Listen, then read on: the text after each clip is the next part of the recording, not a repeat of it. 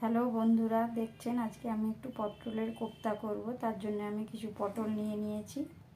তারপর সেই পটলগুলোকে একটু বেশ লাল লাল করে ভেজে নিয়েছি। তারপর কড়াই একটু তেল নিয়েছি, তাতে পেঁয়াজ দিয়ে দিলাম।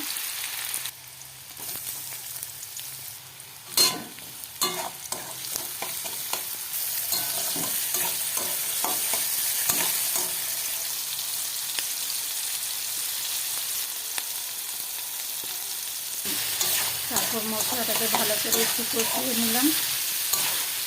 তাতে পটল আর আলুগুলো একটু দিয়ে দিলাম, দিয়ে ভালো করে কষিয়ে নিলাম।